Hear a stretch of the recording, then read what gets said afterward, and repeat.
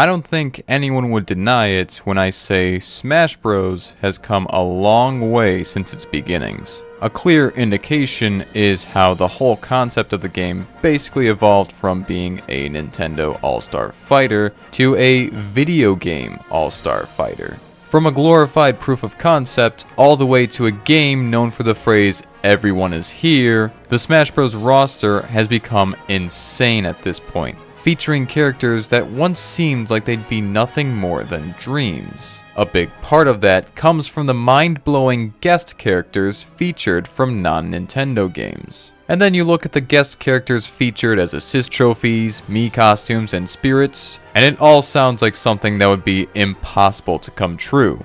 Except it is. I want to focus on the actual playable guest characters though, to look back at the impact they had and left on the Smash Bros. Series. And here, I will answer the question of, out of all 18 guest characters, who is the best of them all? Starting off, I should elaborate on what I mean when I use the very vague word of best. I want to determine who was the most impactful guest to the series. Someone you can look at and say, this series would not be the same without that character. To do that, I'll be looking at how they're viewed in the fandom, the reception during and after their reveals, and also how important they are to gaming as a whole. We're going to be going through each guest character in chronological order of when they were revealed to the public. So because Smash 64 and Melee didn't feature any guest characters, but did manage to sneak in stuff from GoldenEye 007 and Perfect Dark, we'll be going right to Brawl, which had 2 guest characters. The first of them was Solid Snake from the Metal Gear series. Revealed in E3 2006 during the first trailer for Brawl, Snake was definitely an unexpected surprise. This was partially due to his part of the trailer being saved for the very end where it seemed like it was all over, but then comes an incoming codec, so get back in your seats because there's one last surprise. The shock of Snake's inclusion also came from considering what game franchise he came from. Nintendo's well known for its family-friendly games, so to announce that the face of an M-rated franchise with plenty of death, sexual themes, and critiques on politics would show up alongside Nintendo's All-Stars certainly threw some fans for a loop.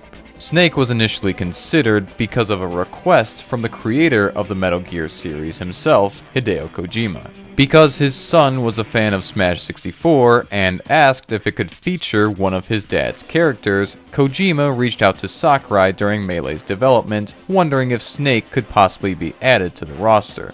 Sakurai had to deny the request, probably saying something like this. Bro, I've been working on this game non-stop. I've had no holidays. I ended up hospitalized because of this. I've only got a 13-month development cycle. I literally cannot slip anything else in unless you want it to be janky as hell. And that's why we have Wave Dashing and Ganondorf as a Captain Falcon wannabe. When the time came for a new Smash Bros. Game to be made for the Wii, Kojima ran his request by once again, and at the perfect time for Snake to actually make the cut.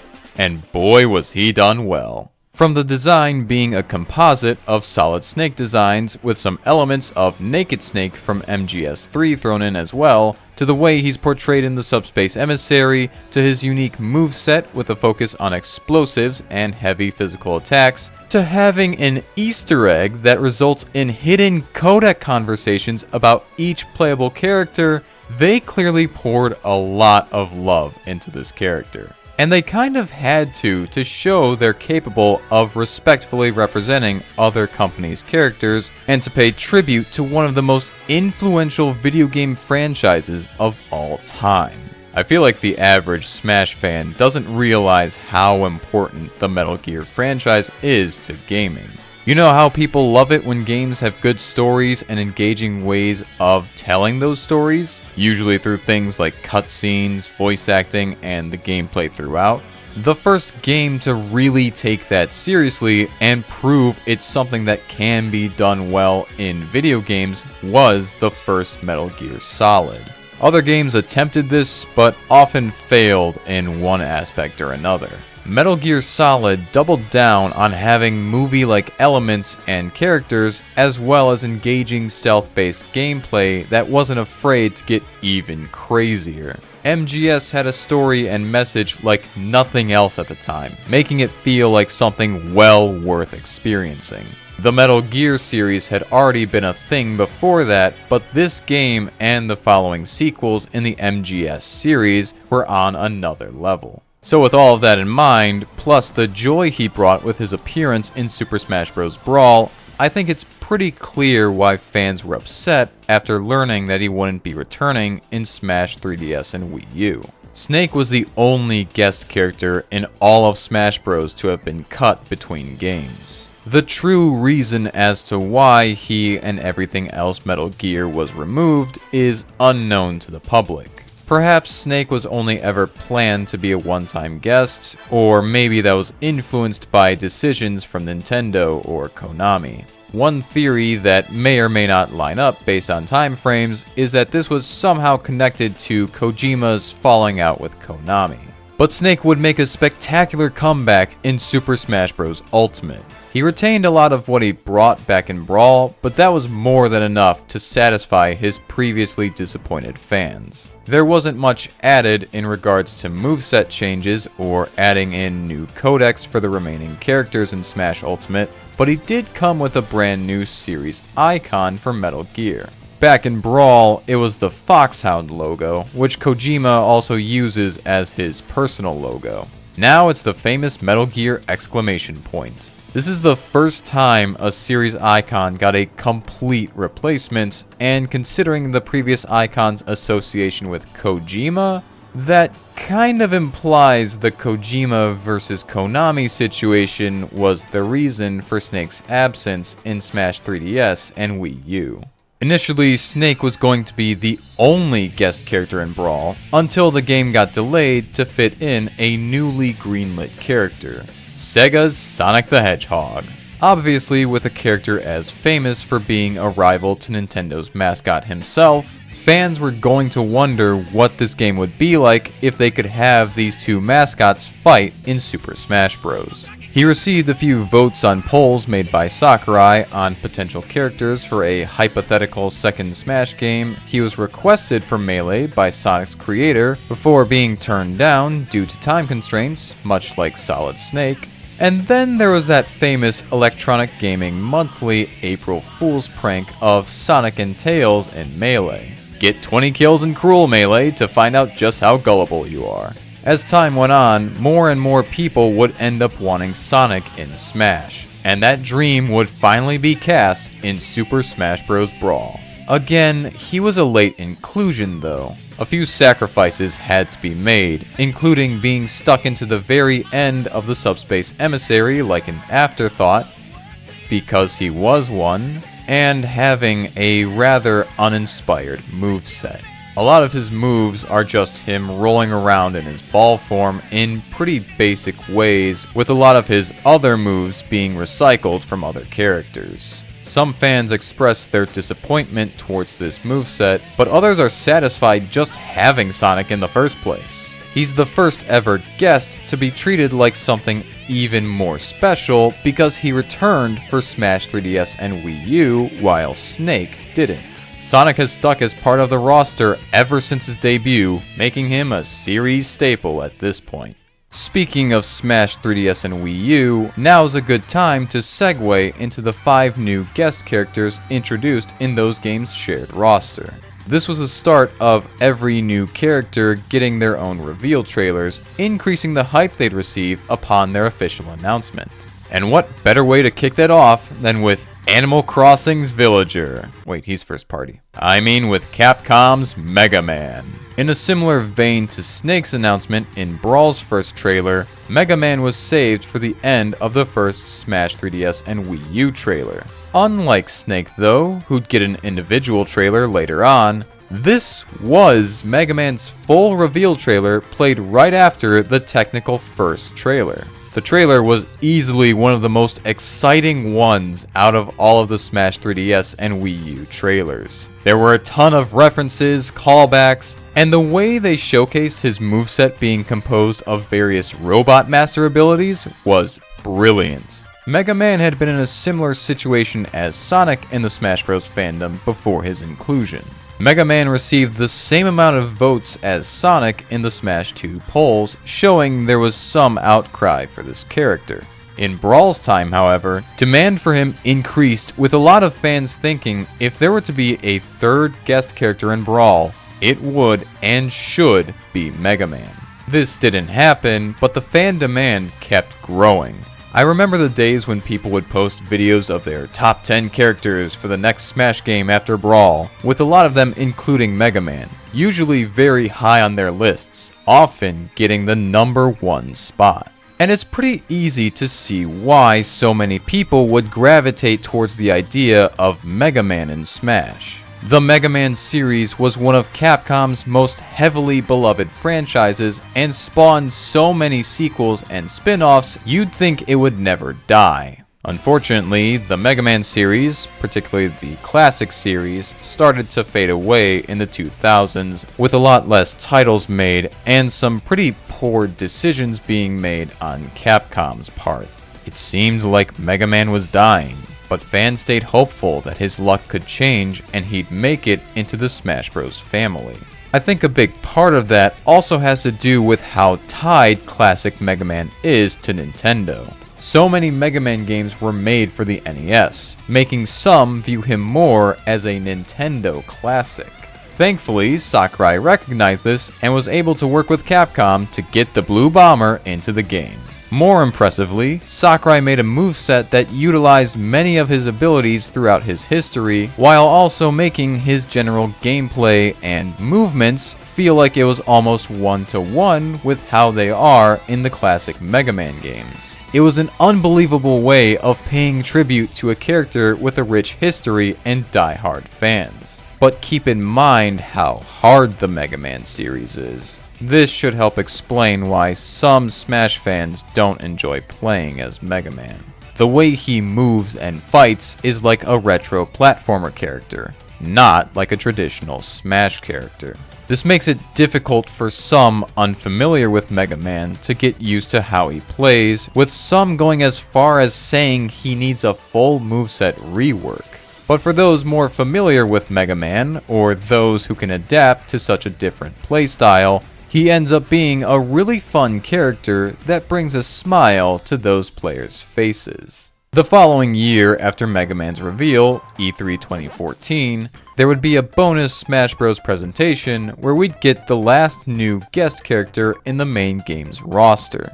And with Namco Bandai working with Nintendo to develop this iteration of Smash Bros., it was no surprise, but exciting nonetheless to get the one and only Pac-Man. The face of an arcade game that I'm sure everyone watching this video has played in some capacity in their lives. And while Pac-Man's notability mostly comes from and stays with the arcade games, he's still a character that pops up every now and then because of how iconic he's been ever since 1980. So while some may think that this is just Namco's way of slipping one of their own characters into Smash, it's actually more so done out of representing a key part of video game history. Interestingly enough, Shigeru Miyamoto himself requested Pac-Man for Brawl, but Sakurai at the time could only see Pac-Man as the classic pizza with a missing slice. Given more time and a new entry, Sakurai then reconsidered and looked to the Pac-Land design for Pac-Man. He was also recommended the recent Pac-Man and the Ghostly Adventures design by Namco, but he was so dead set on using the Pac-Land design that he actually considered not even including Pac-Man if he was forced to use the Ghostly Adventures design. And with that design, he could better visualize Pac-Man as a combatant who would have some other holes in his moveset filled with references to various Namco arcade games. It actually became one of the quirkiest moveset that's actually rather difficult to get used to. Some people are able to utilize all of his wacky tools to the fullest, but others end up having too much of a hard time and unfortunately end up avoiding this character. But even then, this was a good way to focus on beloved classics for guest characters in Smash 3DS and Wii U. But that's not where it ends because of DLC. DLC chose some visually different characters from the more cartoony retro mascots, but the picks were still big faces to gaming history. And they started with a fantastic guest in the form of a second Capcom character, Street Fighter's Ryu. Not only did this give us a series first with a second character from an already represented third-party company, but it also gave us another admittedly no-brainer guest. Smash Bros, having its root as a fighting game, obviously has a lot to thank Street Fighter for. The fighting game that's pinpointed as the catalyst for the rise of fighting games is Street Fighter 2, a fighting game that took arcades by storm because of the way it plays. Previous fighting games were pretty bland because of the lack of engaging gameplay. That ended up being fixed with a glitch in Street Fighter 2 that became the reason it had combos in the first place, aka one of the most important and impactful glitches of all time.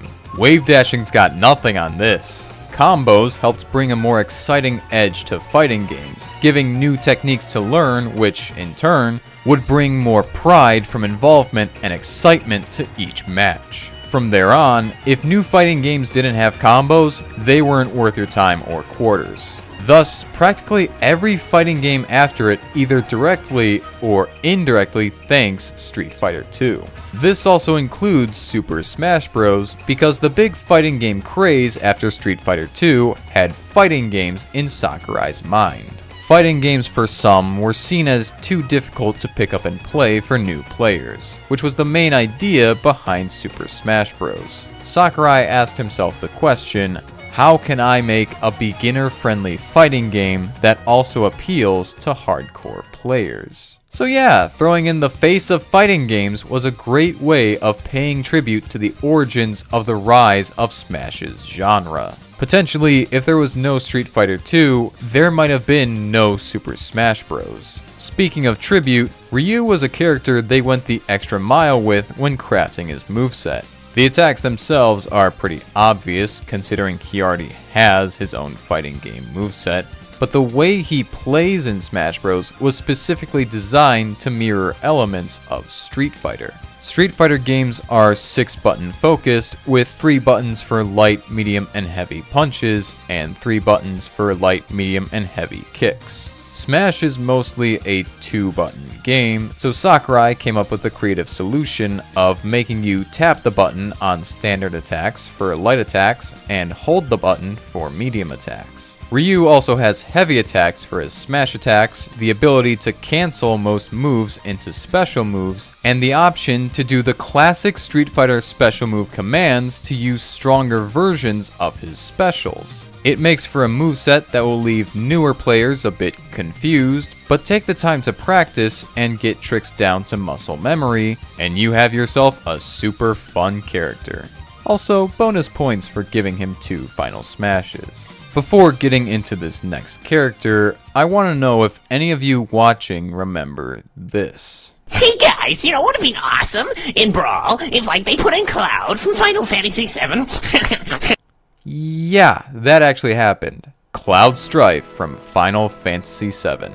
Final Fantasy is a huge RPG franchise, so there was obviously going to be requests for someone from Final Fantasy to join Smash. What character exactly differed between fans due to Final Fantasy games changing the cast between entries? Obviously, by his inclusion and the Brawl Taunts joke I showed, Cloud from Lucky Number 7 was the most requested. That might seem like an odd choice at first, when those not familiar with the franchise would think Smash would rather go for someone from the first or latest entry. The thing they probably didn't realize was the fact that Final Fantasy VII is kind of seen as the magnum opus of the Final Fantasy franchise. It's one of, if not the most beloved entry in the series, and left a huge impact on gamers and gaming as a whole with its story and characters. So while they could have gone with someone from any Final Fantasy game,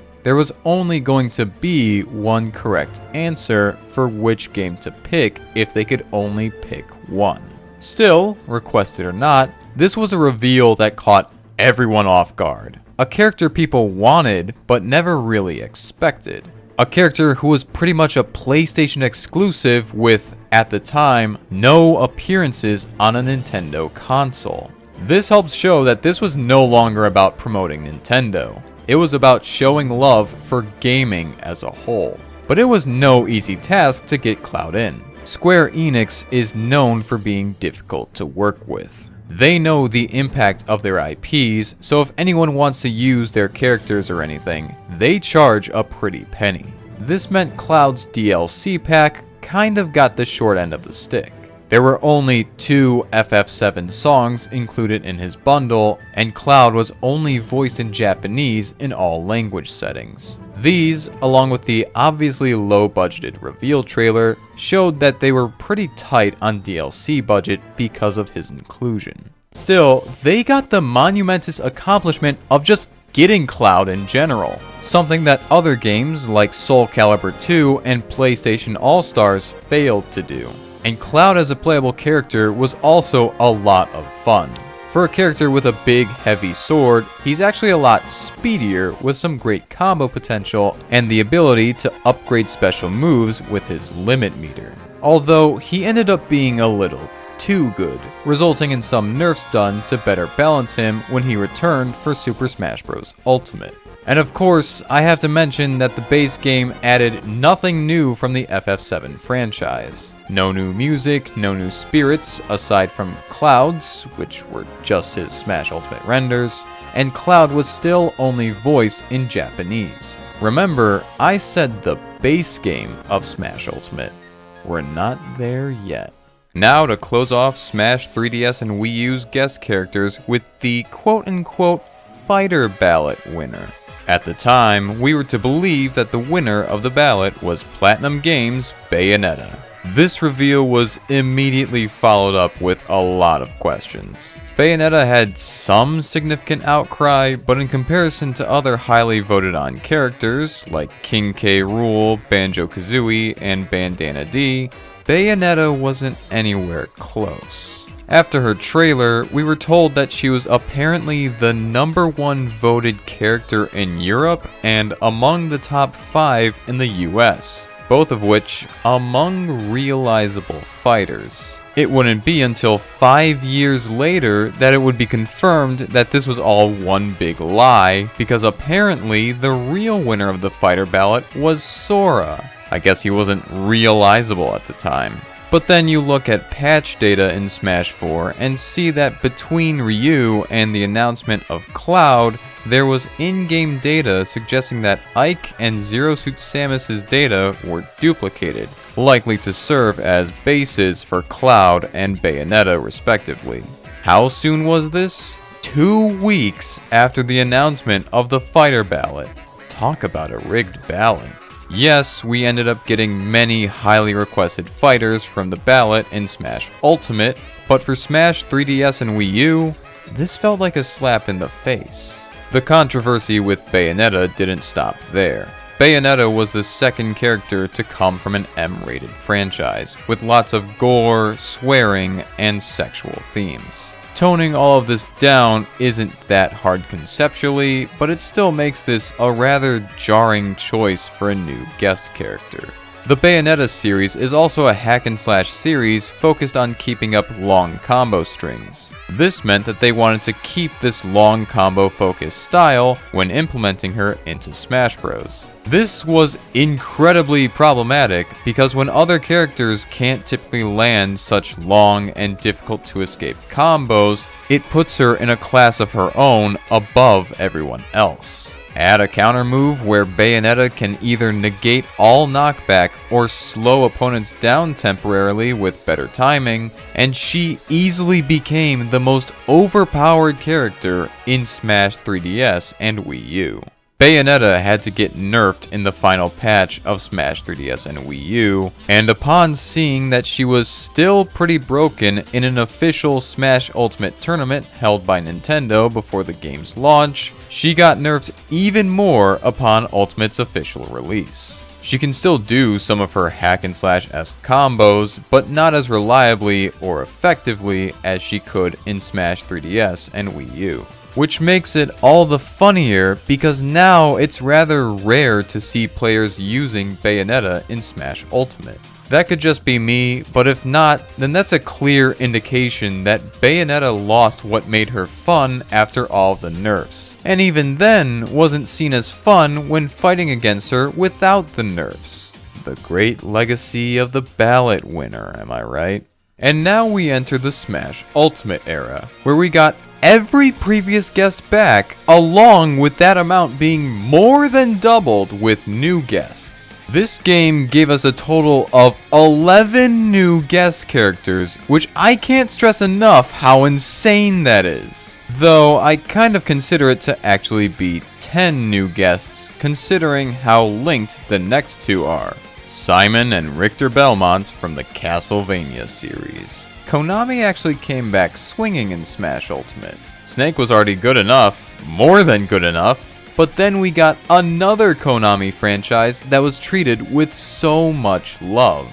Castlevania is another franchise like Mega Man, where it has a pretty strong link with Nintendo thanks to its earlier entries. You could say that for a lot of the Castlevania games, but the original quadrilogy were highly popular and recognizable games for the NES and SNES. They're also some of the most important games in the Castlevania series, with another very important one being Castlevania Symphony of the Night. That game wasn't on Nintendo consoles, but because of its style being very much so like Super Metroid, it's the other half that coined the gaming subgenre Metroidvania. And also like Mega Man, Castlevania was fading out in the gaming world.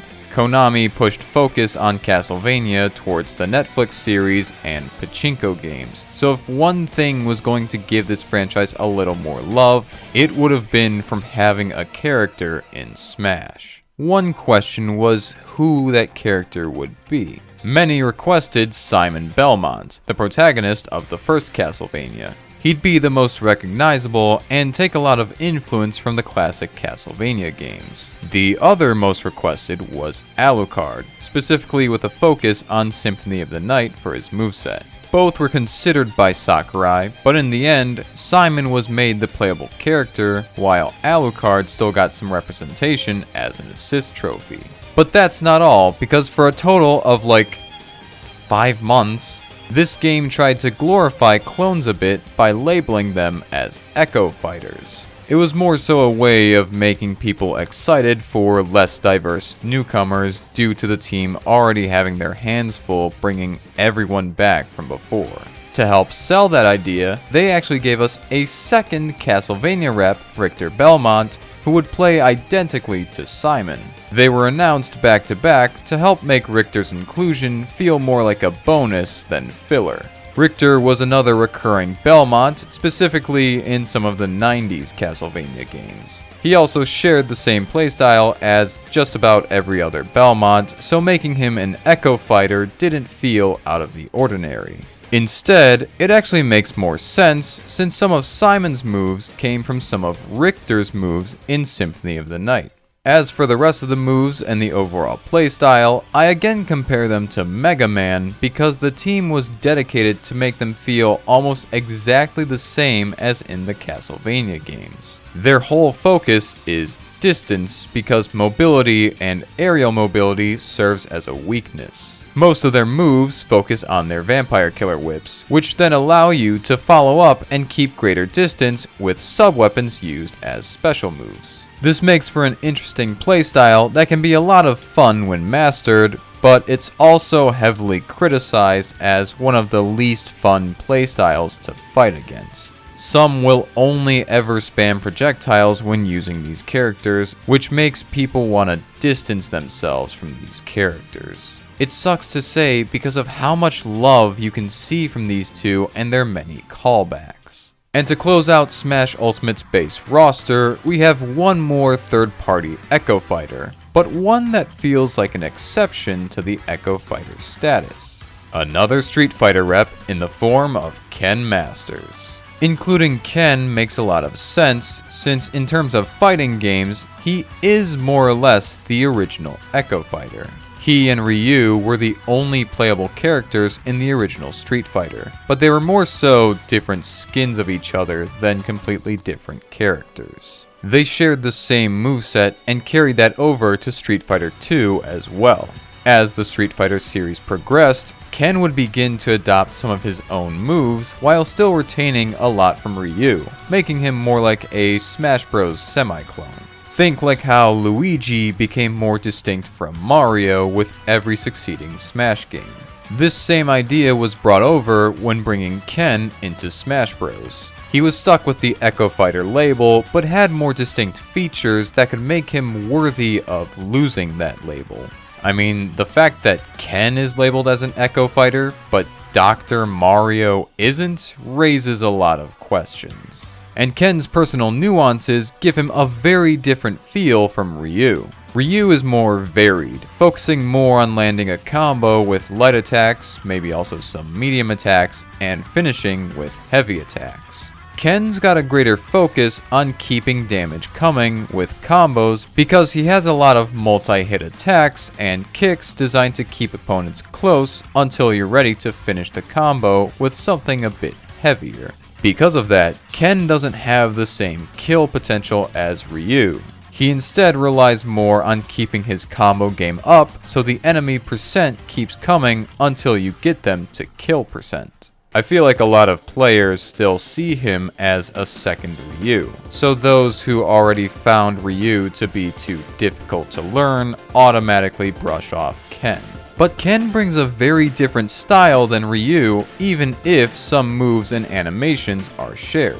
If they were to give Ken a fair chance, maybe they'd see that and see him in a more appealing light. Or maybe they'd still be turned off by his attack variations and command inputs, thus making them still avoid him and Ryu.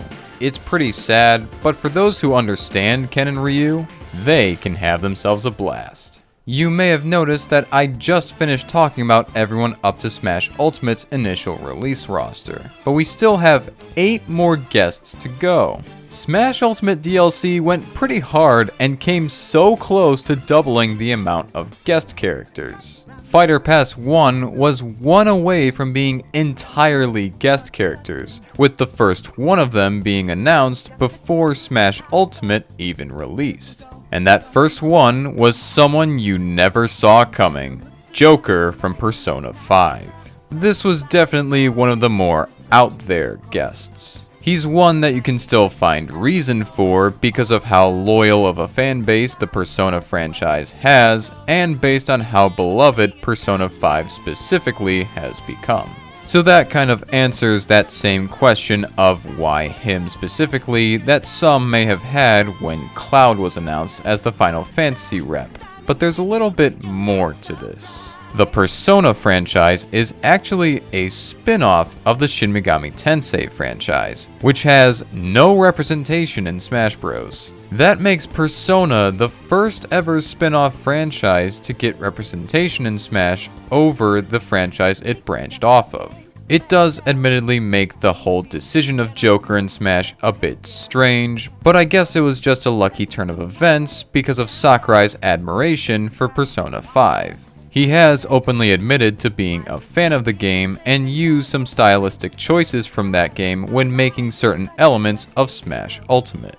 I guess that makes him the wild card of the guest characters. After his inclusion, it seems like Persona 5 had an even bigger takeover than before, perfectly exemplifying the impact being in Smash Bros. Has on a franchise and characters. I'd say that's also due to how he is in-game. He has a very flashy, over-the-top anime-like style to his animations, giving him some more visual flair. Flair aside, he also has a moveset that many can utilize well. He's a very speedy character with many tools to keep combos going. And if that wasn't enough, he also has a gimmick where his persona comes out, giving him a new recovery and huge buffs to all of his attacks. It kind of reeks of overkill, making him a character who many see as top tier. Funny enough, his moves and this application of his persona gimmick don't actually echo the gameplay of Persona 5.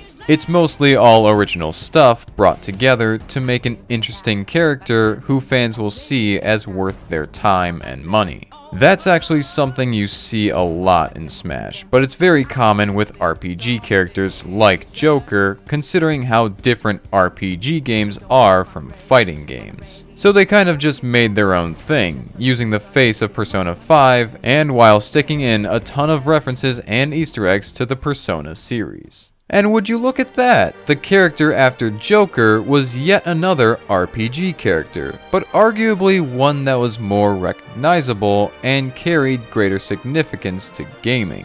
The hero from Dragon Quest. The hero? A pretty questionable name coming from a character that came after a guy named Joker who wasn't the Clown Prince of Crime. The hero is a blanket name, like Pokemon Trainer or Villager. It's their way of linking 4 different Dragon Quest protagonists into one entity. It also saved them from having to make 3 Echo Fighters. It's still a bit strange, because while the names are up to the players in their games, they have their own default names, like Link and Robin.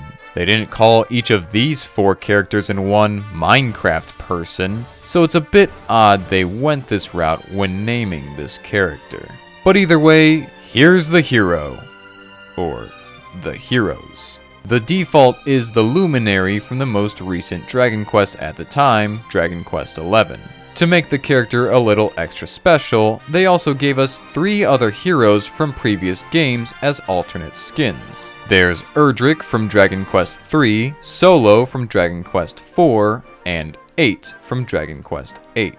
But what's so special about this whole Dragon Quest series? A question you'd never hear in Japan, because this is one of the biggest and most influential JRPG franchises of all time.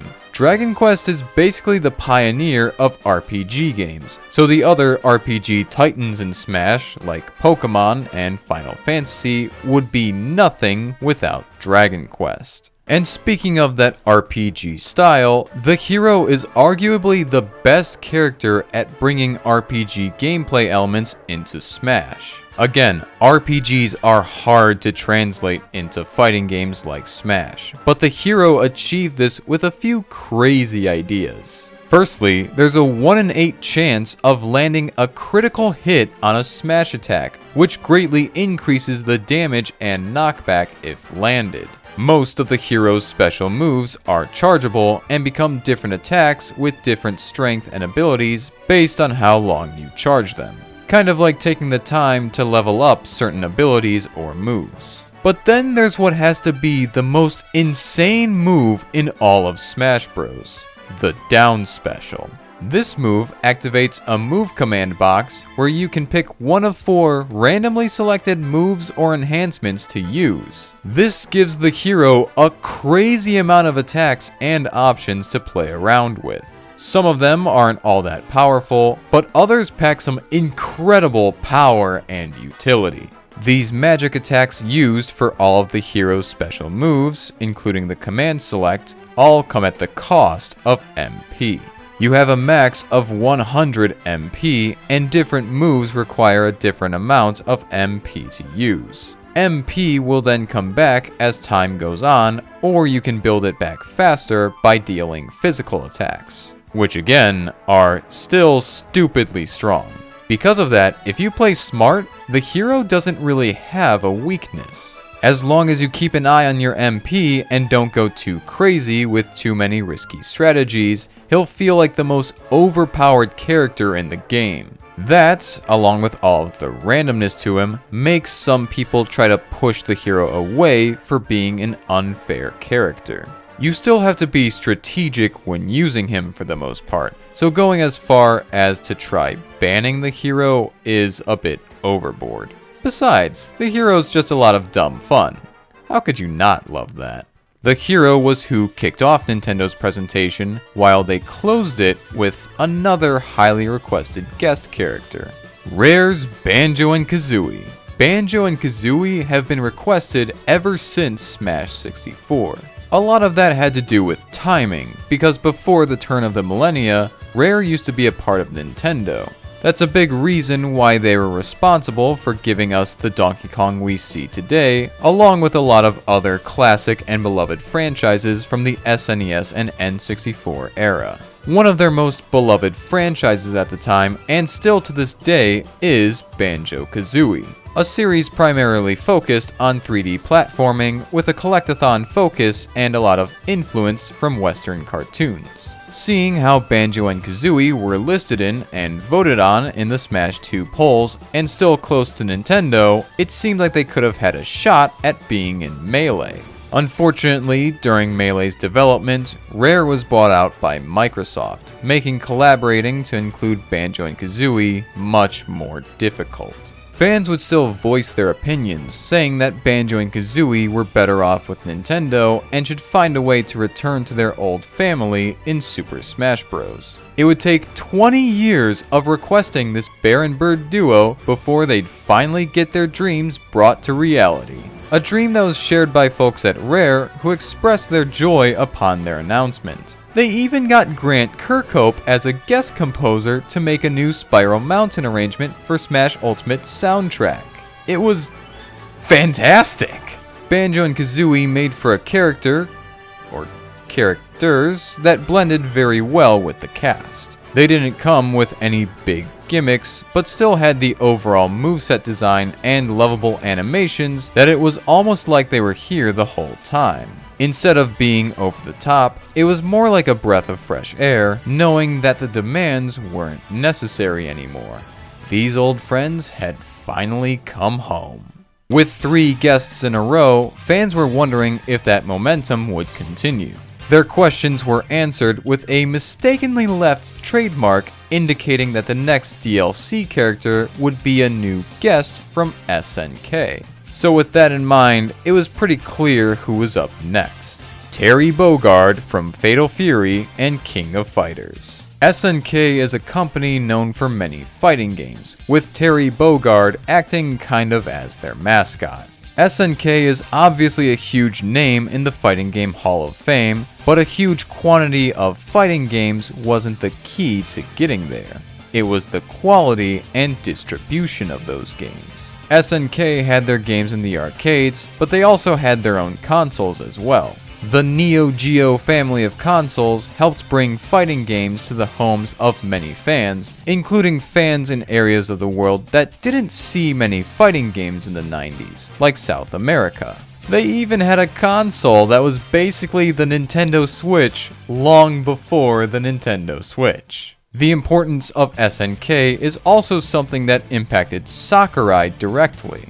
Sakurai has stated that he's a fan of SNK's games, with him loving King of Fighters and the characters in them during the arcade days. In fact, he shared a story about a time when he was destroying one player in a match at the arcade, only to discover it was a couple that was completely new to the game and maybe even fighting games as a whole. It was partially because of this experience that Sakurai got the idea for Smash Bros. In the first place. I know I already talked about that when talking about the importance of Ryu, but that was when covering the broad genre of fighting games, not the specific series that helped play a huge role in us getting Smash Bros. In the first place. Terry Bogard served as more than a way of bringing Fatal Fury and King of Fighters into Smash Bros. SNK was shown a ton of love all the way back to Terry's initial reveal. They only had half of his trailer at the time, but that trailer was SNK references galore, paying tribute to several games and characters. Then you have the King of Fighters stage with 20 characters from various SNK games that can show up in the background to cheer on the fighters, just like the background characters seen in SNK fighting game arenas. My not included because cleavage. Then you get to the soundtrack, and if you thought Castlevania got a ton of love in terms of music, Terry brought with him 50 songs from multiple games in SNK's library. 50 songs! That's more than most other franchises in Smash, with only 4 playlists having more tracks. Maybe 5 if you count all the variations of the Street Fighter tracks. This was a collaboration done both out of Sakurai's admiration for SNK and SNK's admiration for Sakurai and Super Smash Bros. Terry's gameplay shares a lot of the same beats as Ryu and Ken, which was to be expected since they are all fighting game characters. So along with Terry bringing over his famous attacks, he also has command inputs for stronger specials and special canceling to keep the crazy combos coming. Unlike Ryu and Ken, however, they decided to go a different route when implementing Terry's super moves. Ryu and Ken both got 2 final smashes out of this, but Terry got himself a crazy new gimmick where upon reaching 100% damage, he can use the same command inputs from his home games to use Power Geyser and Buster Wolf as many times as he wants until he loses a stock or somehow heals below 100%. With access to 2 crazy powerful super moves that can be used as much as you want, it does something insane to add even more fun possibilities on how you can use this character, just as long as you're able to remember all of his inputs. Oh, and because we got 2 super moves in his standard moveset, they gave us a sick new move for his final smash that combines 3 of his coolest attacks into one awesome composite super. So you know, there's that too. It would take about a year later and a whole new fighter's pass to get the next new guest character. And this character kind of needed to be something big after the questionable reveals and inclusions of the 2 characters between Terry and the next guest. So, was this able to deliver something big? Considering this character broke Twitter upon their reveal, yeah. And of course, that character was Steve from Minecraft.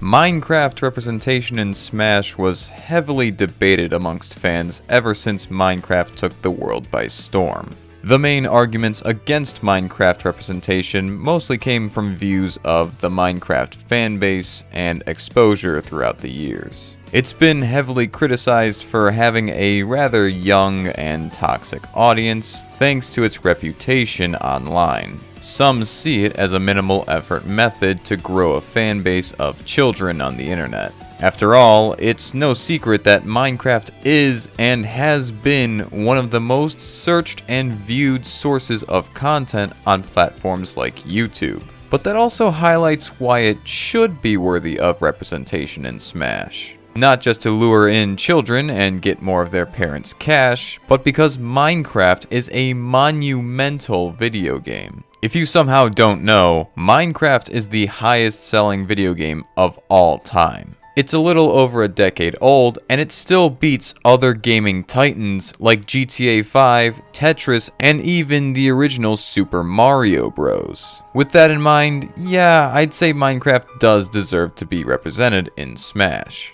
I'd actually argue it to be a bit of a mistake not to try and get something from Minecraft into Smash, whether that be a character, stage, or even a single spirit. And to think it would take 5 years of deliberation until the Smash team would finally be granted the permission to bring Minecraft into Smash with an entire DLC pack and everything that came along with that. Included, of course, was Steve as a playable character, but he also kind of got the hero treatment, so Alex, Enderman, and the Minecraft zombie are also included as alternate skins. Steve ended up being a character that got maybe a little too much attention because they pretty much had to alter the entire game just to make their idea for his moveset work. It would definitely be weird to have a Minecraft fighter that didn't somehow utilize mining and crafting, but reworking every single stage to give him different materials to mine for based on each surface?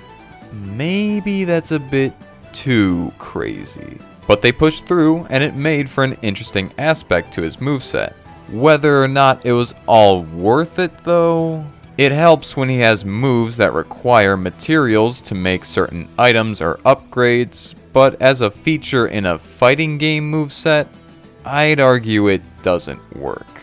I have a hard time with Steve because of how awkward some of his moves are and how you're required to stop fighting in order to refill your resources and better your tools and weapons. It ends up taking me out of the match and instead makes me feel like I'm playing a game of catch-up. It makes getting the upper hand and keeping it difficult. I wonder if that's just a me problem, because apparently Steve is a broken character who many want banned in competitive play for being too overpowered. I guess for other players, they're capable of working with this moveset a little too well. So yeah, that kind of adds more to label Steve as a divisive character. Now the argument isn't whether Steve belongs in Smash or not, it's whether Steve's moveset is satisfactory or not. I know where I stand on that question. After Steve was revealed near the beginning of the second Fighter's Pass, it raised the question on if this momentum left by him would be carried or matched. Whether or not you believe it did depends based on who you ask. I'd argue the next fighter did, because during the 2020 Game Awards, we got a new guest that no one was expecting and blew minds all around. That being a second Final Fantasy VII rep in the form of that game's main antagonist, Sephiroth.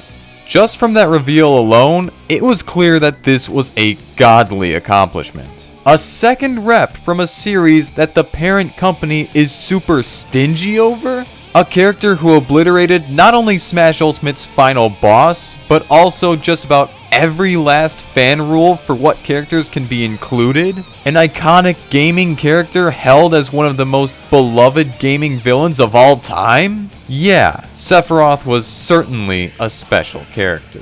Sephiroth's inclusion was met with quite a few questions. Why specifically Sephiroth? A second Final Fantasy VII character instead of a character from another Final Fantasy game. I kind of answered that a bit when going over Sephiroth's reveal, but yeah, it is still a bit strange that Final Fantasy in Smash is just Final Fantasy VII.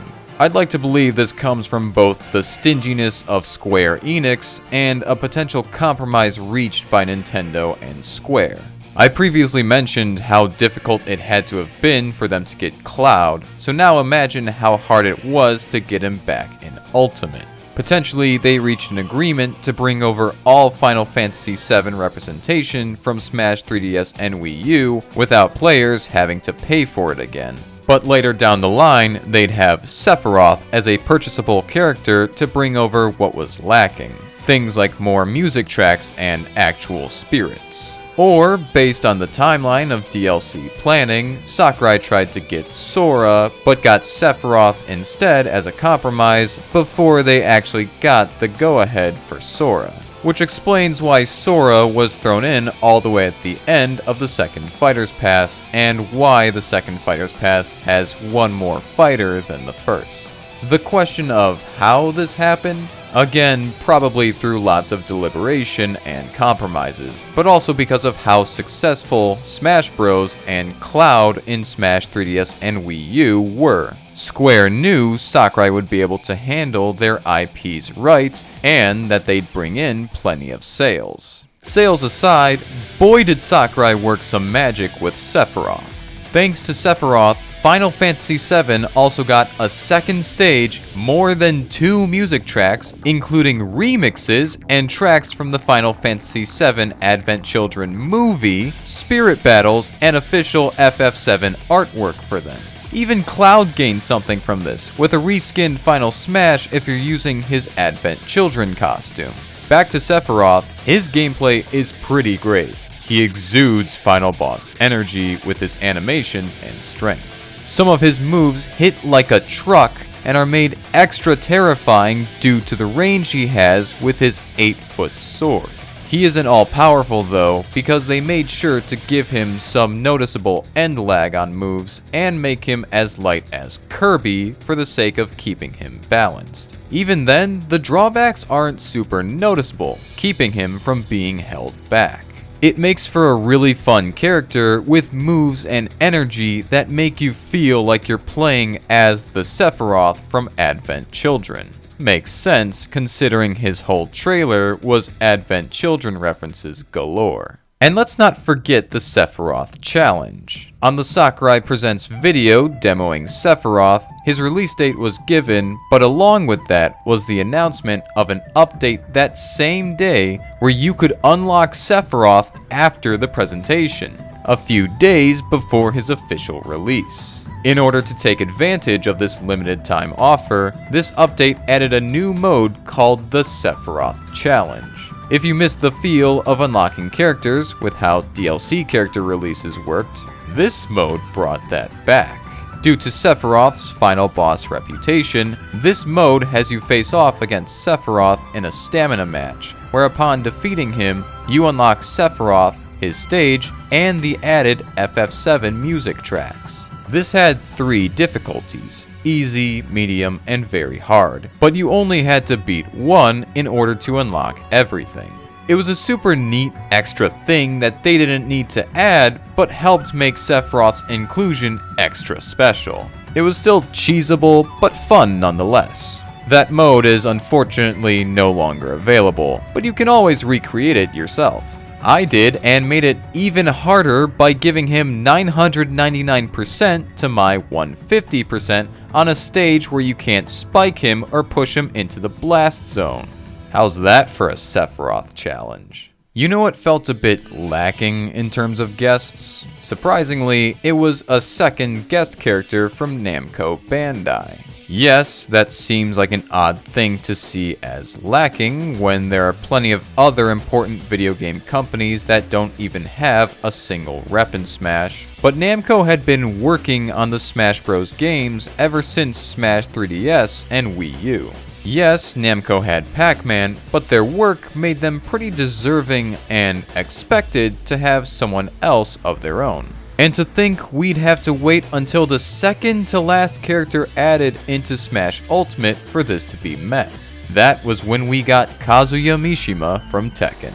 An inclusion that seemed to make too much sense that it admittedly didn't make waves upon its reveal. That's not to say Kazuya and Tekken were bad inclusions, nowhere near that, but they kind of lacked that wow factor that most other guests brought. Especially the 2 guests before Kazuya. Bringing Tekken into the Smash Bros. Family seemed right, as it's not just another Namco franchise, but one of the biggest fighting game franchises, so it fit into Nintendo's fighting game quite well. The thing is, we've been teased with Tekken representation in other ways all the way back to Smash 3DS and Wii U with a Heihachi Mii costume. Then, in Ultimate, they added a new Heihachi Easter egg in Pac-Man's Up Taunt, and later randomly brought the Heihachi Mii costume back to purchase again. Still, Tekken was a franchise that a lot of fans were waiting to finally get a playable character that when it finally happened, it felt more like a "what took you so long" situation. There was still hype and shock since they re-released the Heihachi Mii costume before Kazuya, making it seem like we wouldn't be getting a Tekken fighter, but the hype and shock had a much weaker impact than it could have had. And even then, Kazuya was not really an out there pick, but maybe a perplexing one to some Smash fans. See, Tekken doesn't really have one single main character, but rather a main family of characters. That family line being the Mishima bloodline, with the big 3 being Heihachi, his half-devil son Kazuya, and Kazuya's son Jin Kazama. So this gave us 3 big characters to choose from. Heihachi and Kazuya shared a lot of attacks, while Jin has a lot of his own unique ones as he likes to distance himself from his family. With that in mind, maybe they thought they'd get more of a well-known moveset by going with either Heihachi or Kazuya. Many Smash fans would have thought Heihachi, due to him already being used to represent Tekken in Smash before with the aforementioned Mii costume and Pac-Man Easter egg, but the Smash team opted for Kazuya instead due to him having a bit more creativity in his moveset potential. In case you somehow didn't know by now, Kazuya is half devil. His mother was a devil, thus giving Kazuya superhuman strength and powers in the form of the devil gene. This is why Kazuya utilizes this devil transformation for his smash attacks and specials. Heihachi is just a super strong old man who's too stubborn to die. But Kazuya's out here shooting eye lasers and growing wings, so I guess that screams more potential for a Smash Bros. Moveset. Plus, Heihachi also had his time to shine in another platform fighter, PlayStation All-Stars Battle Royale. I hope that's not the only reason Heihachi was passed up. Quick non-scripted update here. Yeah, I don't think that's the only reason Heihachi was passed up or anything like that.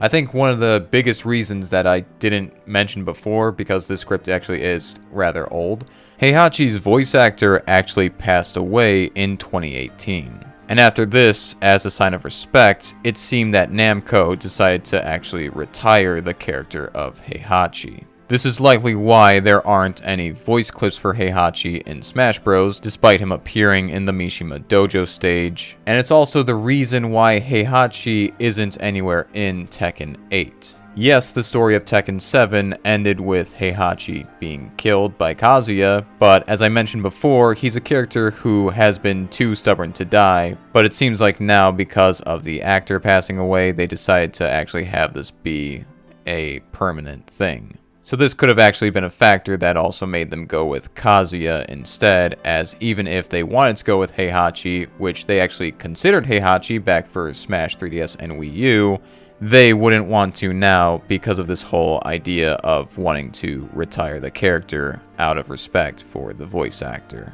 Something I thought I'd just mention.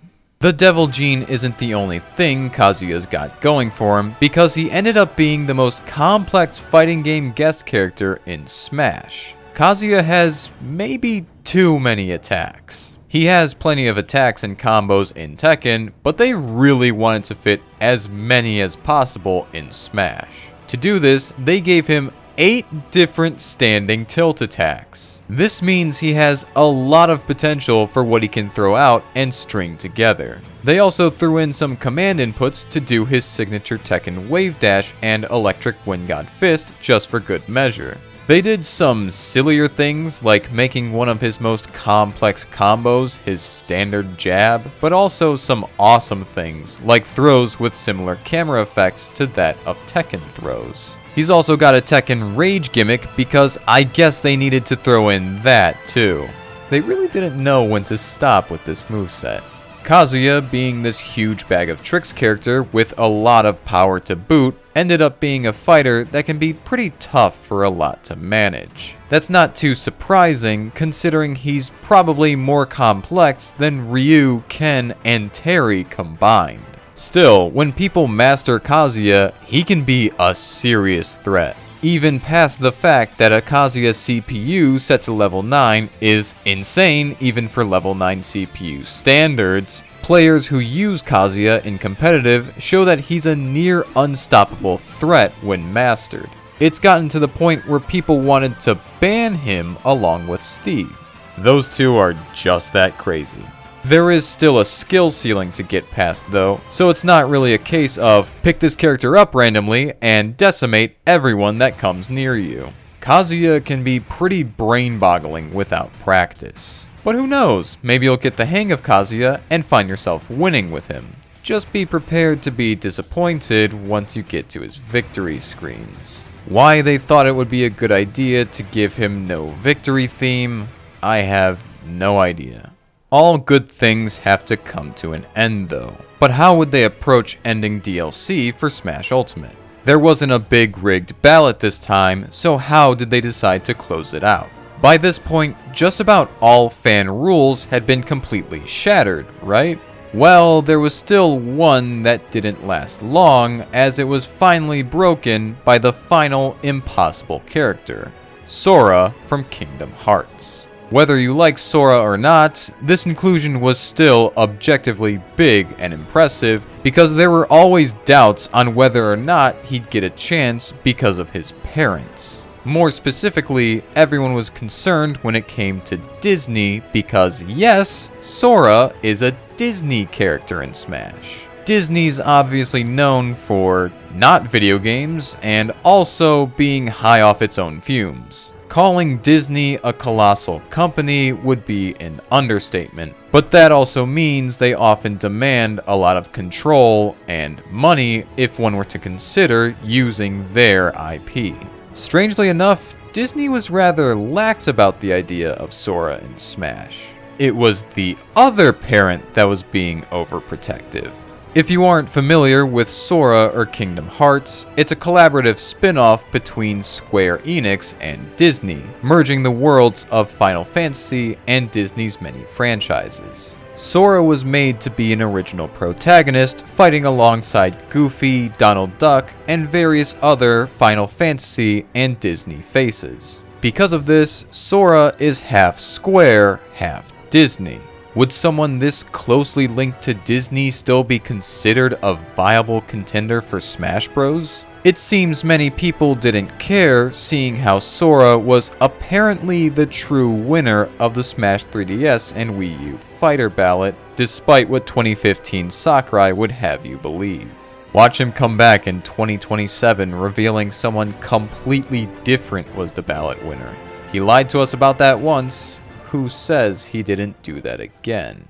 So that should at least show that there was high demand for Sora, but why did it take so long to get him in? I guess it's time to pick on Square some more. Square, being just as stingy as Disney, actually more stingy than Disney in this case, wouldn't budge on allowing Sora in Smash. It took all of the votes from the ballot, seeing how successful Cloud's DLC in Smash 3DS and Wii U was, and the unmistakable success of Smash Ultimate for Square to finally hand the keys over to the Smash team. It's possible that they finally budged rather late into the planning stages of Fighter Pass 2, hence why this pass randomly has one more character than the first, and possibly why it even has Sephiroth in the first place. Sephiroth probably being given the green light as a substitute for Sora before finally coming around for the Kingdom Hearts boy. An impressive inclusion? Sure. A fully beloved one? There's no doubt that Sora was always a character people were split on. Much like Steve, it felt like you either loved this reveal or hated it. That's mainly due to stigmas and emotions toward his character and game series. As an actual fighter in Smash Bros, I feel like he doesn't keep any of that hype. He's got plenty of familiar moves and elements, but I feel like it doesn't do much in terms of making a fun and engaging fighting game moveset. Plenty of move slots are filled by the exact same 3-hit combo, and while that is apparently a lot like how Kingdom Hearts combat is, it still comes off as rather uninteresting and lazy, especially when looking at how much love and the sheer amount of moves the previous fighter's moveset got. Maybe this can serve as more evidence to Sora being stuffed into the end of the DLC at the last minute. He's also extremely floaty, again matching the theme of Kingdom Hearts, but it feels a bit out of place in Smash and makes playing as him a bit perplexing. And this comes from someone who can use other floaty characters like Yoshi and Mewtwo with no problem and still enjoy himself. But hey, you got your Disney character in Smash. Guess that means we better prepare ourselves to roll out the red carpet for Goku in the next Smash game. At this point, it's only a matter of time. So now that we went over all of the guests, it's time for the difficult job of actually deciding which one was the overall best. Right off the bat, we can eliminate some of the more divisive characters like Bayonetta, Steve, and Sora. While they all carry their own importance, it's hard to argue that a guest like these would be best when they still have a large number of people not on board with them. Similarly, if they have other controversial aspects, like when it comes to movesets, that can also hold them back.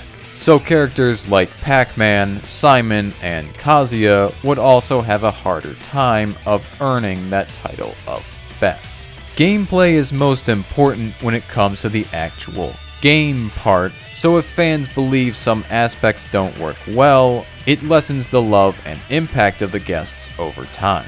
The best guests should have also left a massive impact on the series just from their appearance alone. For instance, would you say Richter brought as big of a change as Sephiroth? I don't think so. The best guest has to be one that all of the others practically bow down to, and while it might seem like a cheap answer, I'd have to elect Solid Snake and Sonic the Hedgehog as the runner-ups for the crown. I know, very original to choose one of the first two guests in the entire series, but when you really think about it, these two were overall the most influential. The landscape of guests in Smash might not have been the same had it not been for what these two brought to the table. Now it was even harder to choose between these two because how the hell do you do that? But in the end, there could only be one best, and that honor goes to Solid Snake.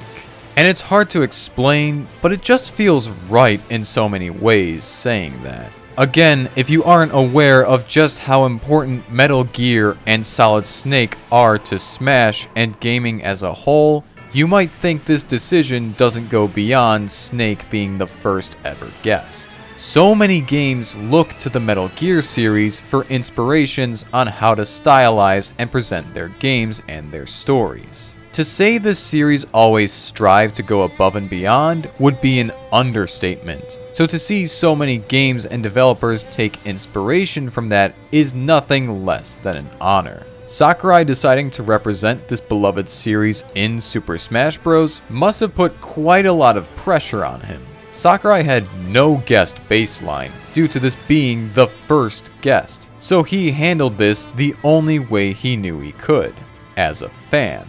Sakurai, like the gaming nerd he is, designed Snake in a way that feels like he was fanboying out the entire time he was creating everything Metal Gear related for Smash. From the design of Snake and his moveset being a mixture of elements throughout his entire history, to nailing his personality and mannerisms, to incredible references and bonus features that weren't necessary but were more than welcomed.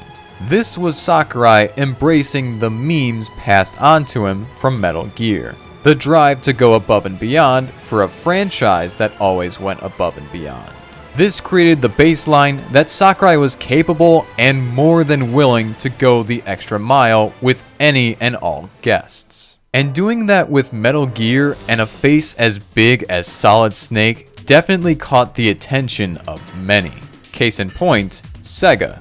Remember how Sega initially reached out to Nintendo to feature Sonic in Melee? Well, when Nintendo went back to ask if the proposal still stood for the next Smash game, Sega declined. It wasn't until later into Brawl's development that Sega changed their minds, resulting in Brawl being delayed to throw Sonic in. Think about that for a minute. It's likely Sega made this turnaround after the news of Nintendo featuring Solid Snake in Smash Bros. Reached them. After all, if Nintendo could make a deal with Konami to include such an icon, it's probably worth collaborating with them as well for our own icon. I think this is what a lot of developers thought once Snake showed his face in Brawl. Hence why third-party craze became so big among fans and third-party developers. I think that explains why I put Snake above Sonic. There's a chance we could have never gotten him or any of these other guests had it not been for the waves made by Snake. And it feels nothing short of perfect to be saying that about this legendary soldier. A character who's been through hell and back with a history intertwined with the legendary Big Boss. A character used as everyone's tool but ended up learning what it means to be free and achieve peace. A character known for mastery of tactical adaptation to overcome any obstacle. And most importantly, a character who perfectly passes those memes onto the players who take control of him. This honor of Best Smash Bros. Guest was well deserved. You're pretty good. You're pretty good. Good.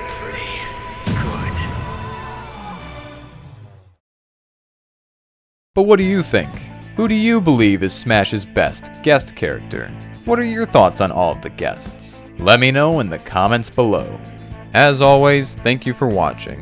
Don't forget to do the typical YouTube stuff if you enjoyed this video. Like the video, subscribe, ring the bell for notifications, and if you want to support the channel and get some neat perks, consider clicking the join button and seeing how you can become a channel member today.